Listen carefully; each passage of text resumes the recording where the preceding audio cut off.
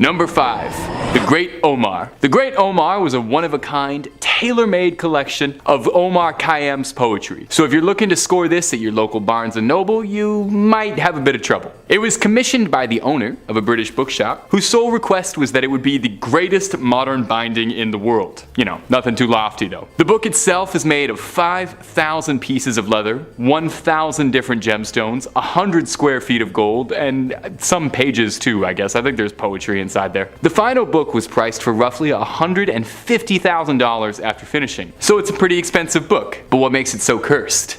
Well, when the Great Omar was purchased, it was bought by an American buyer and had to take a transatlantic trip on a little ship called the Titanic, a boat which, as far as I know, has never been involved in any sort of historical events of note whatsoever. The Great Omar was never recovered from the wreckage and sank with the ship. 10 weeks after the book kissed the ocean floor, the man who bound it, Francis Sangorski, drowned while on vacation at only the age of 37. A little suspicious, isn't it? A bookbinder in the 1930s tried to recreate the Great Omar, Stanley Bray. He finished the second iteration just in time for World War II to begin. The book was placed in a vault on London's Fore Street, which was one of the first sites to be bombed. I guess they heard about the book. The safe that held the book endured through the Blitz, but the safe's contents and the second Great Omar was incinerated and lost to the war. A third version has been crafted and is currently being held in a vault in the British Library, although given the book's history, I don't feel like I would be too comfortable spending any time around it if I didn't have to. Hey,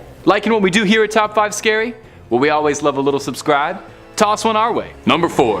The Grand Grimoire. Another book you're probably gonna have some trouble finding on Amazon. The Grand Grimoire is a tome of black magic. No one can agree on when the grimoire was originally birthed into this world, with people claiming that it could have been written anywhere from the 15th century to the 19th century. No one knows who even wrote the Grand Grimoire. Perhaps it merely appeared one day from another world, tantalizing and asking to be read. Some urban legends claim that the book was written by a man possessed by the devil himself, acting as a vessel for his will to pen his musings. The book itself contains instructions for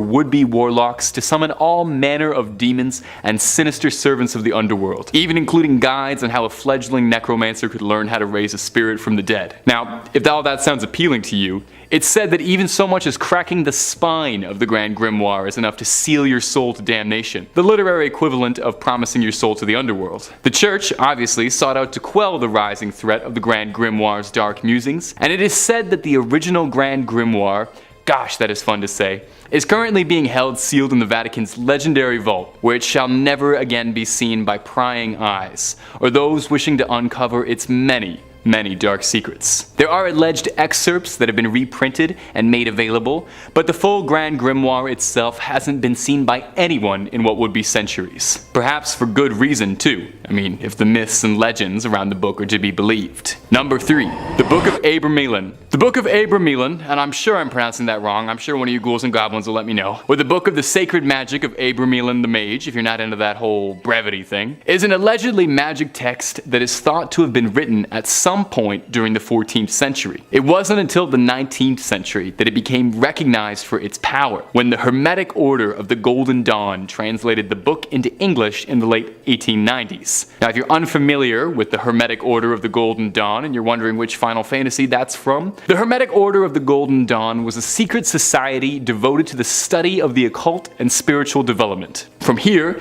the book became a key text in occultism, supposedly even inspiring Aleister Crowley's system of magic. So what's inside the book? Any pop-ups? The book centers around an incredibly elaborate ritual aimed at allowing a practicing sorcerer to communicate with their holy guardian angel. The book theorizing that everyone has their own personal guardian angel, a celestial other half from another world, if you will. After the sorcerer summons their guardian angel and enjoys a honeymoon phase, the book describes a period of blissful intimacy, one needs to conquer every unredeemed spirit of the infernal regions, which sounds like a bit of a task. There's a lot of people, there's a lot of unredeemed spirit. Luckily, I think the angel helps out a bit, If the legends are true, then undoubtedly the information in this book isn't the kind of thing that should ever be falling into the wrong hands. I mean, that's just a general good piece of life advice. As a general rule of thumb, you shouldn't mess with demons unless you know what you're doing, okay? That's the kind of thing to leave up to professionals.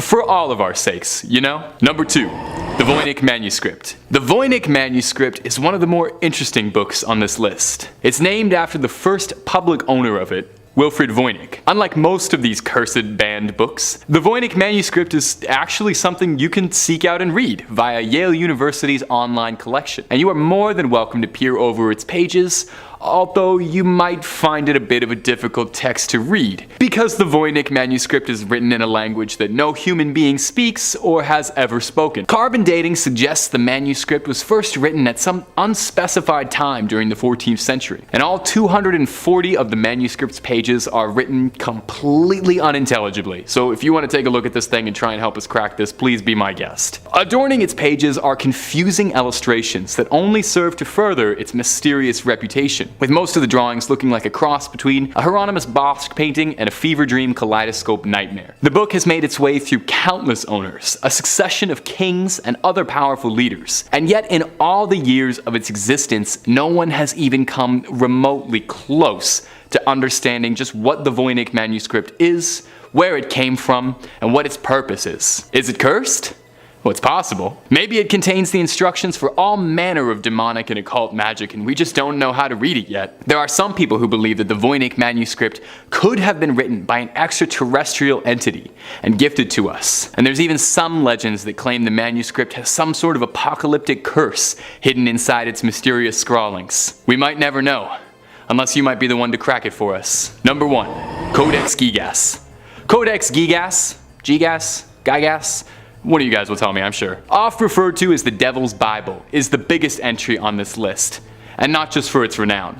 No, it's like literally the biggest entry on this list. It's 3 feet tall and weighs around 80 pounds. It wouldn't surprise me at all if the curse this book inflicts on you is a hernia. The Codex Gigas, which literally translates to giant book, is a medieval manuscript dating back to the 12th century. So what's the deal with the Codex Gigas? Well, legends tell the Codex was penned by a monk who had broken his vows, and to repent for his sins, he was sentenced to be walled up alive. He promised, as an apology, that he would write a powerful book to glorify the monastery, and his book would contain all known human knowledge at that point. Everything. The original Wikipedia, and he wasn't even asking for donations. The legend continues that the monk, realizing that this task was a bit lofty, even for the quickest of scribes, reached out for some help co-authoring his mighty manuscript. He reached out and prayed, but not from God, but instead from Lucifer, asking for help finishing the book in exchange for his eternal soul. I'm starting to understand why he was sentenced for breaking his vows. Not really the best plan if you're looking to redeem yourself in the eyes of the church by making a deal with the devil, but hey,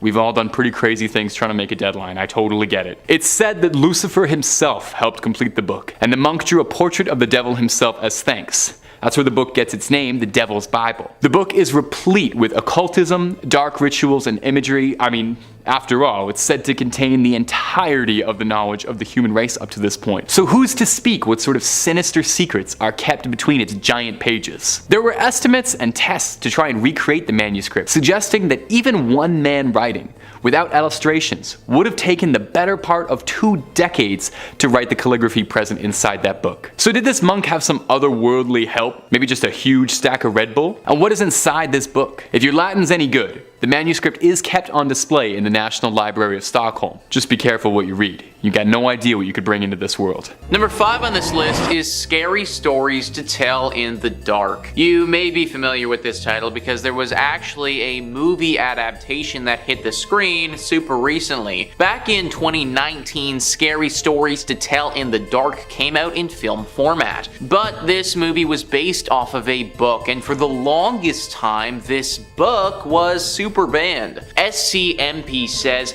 this one stands out on the list because unlike the other banned or challenged books, Scary Stories is not political and it doesn't contain any references to bugs or sex. So why were these collections of horror stories so controversial? Some of the stories could be pretty scary, and parents felt that they were inappropriate for their children, which is fair considering these are stories about being buried alive, cannibalism, and way more. But for many people, the real issue was the artwork by Stephen Gammell, an incredibly talented illustrator who no doubt caused nightmares for thousands of children since the book's first publication in 1981. So literally, guys, this book got banned because it was too scary. Think about that for a second. The author literally did too good of a job at making a horror book that people thought no one should read it. If I was the guy who wrote this, then I wouldn't know whether to take that as a compliment or like a criticism, to be honest. The people who banned this thing couldn't hold it down forever though, because at the end of the day, it is some great literature for those who love horror. Number 4 on this list is Fire and Fury. Now, this one I felt like I had to bring up because it happened really recently with the former president of the United States. Skyscape says Wolf's gossipy tell-all describes a dysfunctional presidency perpetually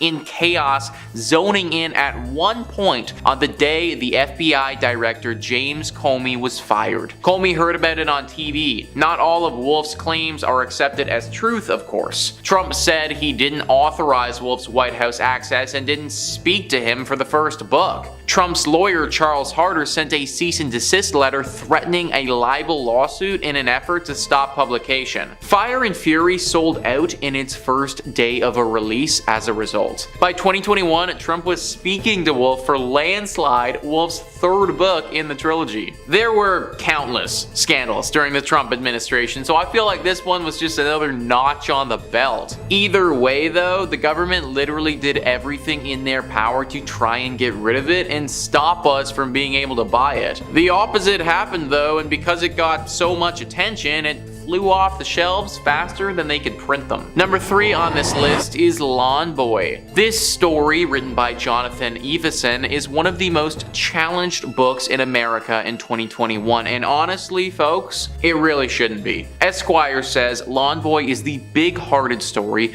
of Mike Munoz, a young Chicano striver working on a landscaping crew in Washington. As Mike fights against the soul-crushing forces of classism and racism to achieve his American dream, he also comes to terms with his sexual identity. Though the novel was written for an adult audience, teens fell in love with Lawn Boy, leading it to be awarded an Alex Prize, an award bestowed by the Young Adult Library Services Association to books written for adults that resonate with teens. Critics slammed the book for the LGBTQ content and sexually explicit material, pointing to a sexual encounter between two young men. Iveson has received hate mail and death threats as a result of campaigns to ban his book, but he remains uncode. When I look at the wealth of great literature that enlightened souls have sought to ban through the ages, how could I feel anything but pride to be listed among them, he wrote. To those who would ban my book and burn me at the stake because they are ashamed of their own past experiences or uncomfortable with any non-binary sexual identifications, I hope you find healing. And literally, guys, shout out Jonathan on that one. When I found out that this book was something that people were trying to ban in literally 2021, it kind of blew my mind. Like, sometimes I think that the world is past stuff like that, and I do want to say that I think most people are. Like in America, 87% of people don't think that books should get banned. So at the very least, regardless of their views on things, they think that there should be a freedom of speech or writing. Either way, the government hasn't actually forbidden you from reading this book. People tried to do that. And I say, you shouldn't listen to them. Number 2 on this list is Animal Farm. So if you wanted to read Animal Farm now, then you probably wouldn't have too hard of a time getting your hands on a copy. But back in the day, this wasn't always the case. In fact, the government for a long time wanted nothing to do with the book. Spyscape says Animal Farm was a target of censors and spies. The satire revolves around farm animals who rebel, hoping to create an equal society. Instead, they end up living under Napoleon, a dictatorial pig. The USSR saw it as a critique of its politics and banned the book. The UAE briefly banned Animal Farm because of its talking pigs seen to be against Islamic values. The CIA, meanwhile, turned it into a propaganda tool and funded an animated movie of the same name, although spies changed the book's ending. If we think about it logically for a second, it makes sense why a government wouldn't want Animal Farm to get read by the general public. This is especially heightened when we think about it from the perspective of a controlling government like the USSR was. In their brain, they probably saw this book as a bit of a threat. The public reads it and then starts getting some sneaky ideas about how they're gonna revolt and start their own new country with a totally new government. And then this even goes a step further because the CIA started pushing this book and marketing it as something against the USSR. What was a fictional story turned into this whole political thing caught between the two biggest superpowers in the world when it was released.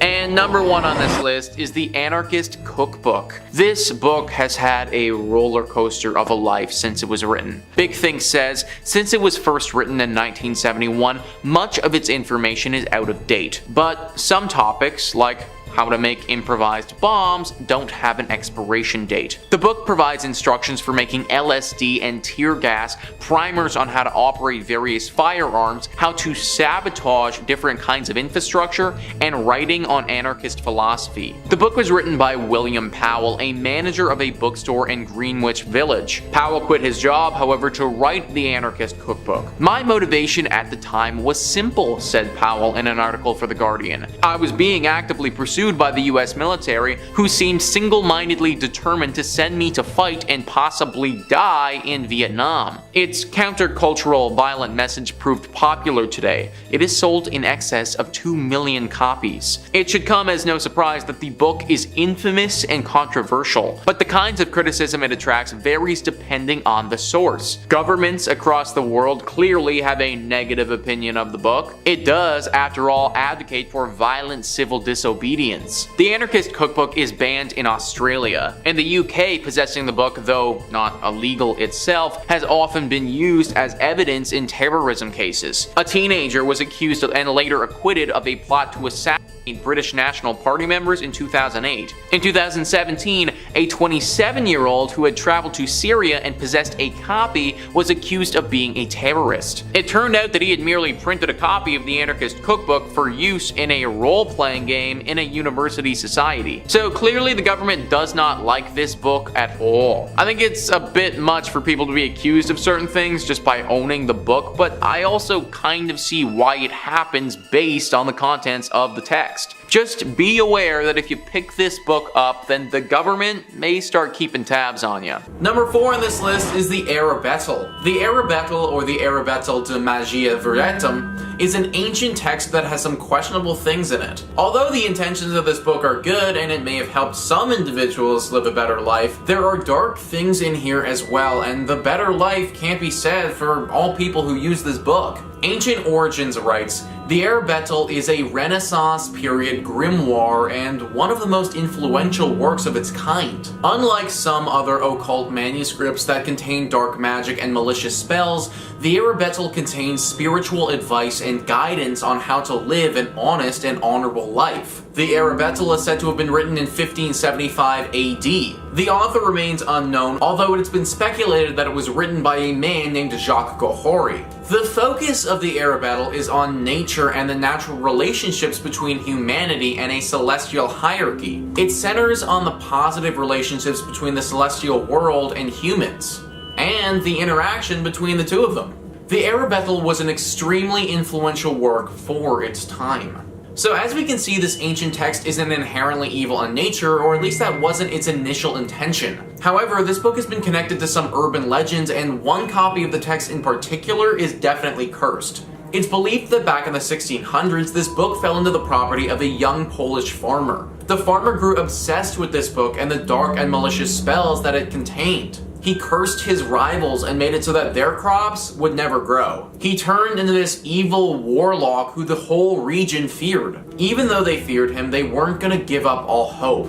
The people rose up and attacked this warlock farmer. They killed him, but before he died, he cursed his copy of the Arbetel so that whoever reads it will die within 60 days. Needless to say, the people weren't about to test this guy's curse out, and they hid the copy of the book away. Nowadays, nobody knows where it went, and it could still possibly be out there. So if you do ever pick up one of these texts and give it a read, then you're basically rolling the dice and just hoping that it wasn't that same copy that got cursed. Number 3 on this list is the Book of Soyga.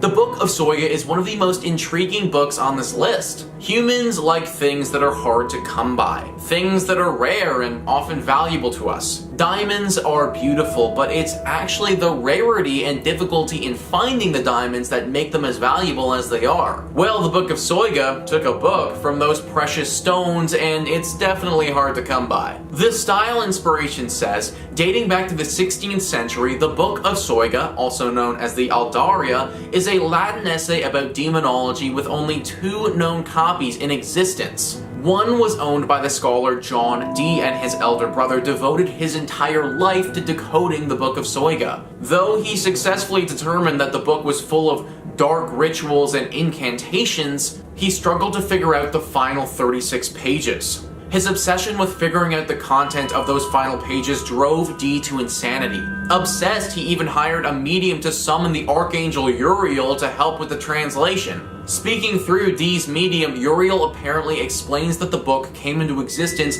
when Adam ended paradise and that it could only be interpreted by Archangel Michael. After Dee's death, the book was thought long lost until 2 copies were found in 1994. Since then, many have been tempted to try and complete these works, but it comes with a serious risk. According to legend, anyone who successfully deciphers those final pages is destined to die in under 3 years. So dying in 3 years obviously isn't the best, but the good part about this is because it's so rare, it's pretty unlikely to stumble on this book and give it a read. This is like a legendary Pokemon of cursed books though, so if you do ever come across it, don't read it, but definitely scoop it up and put that thing on eBay.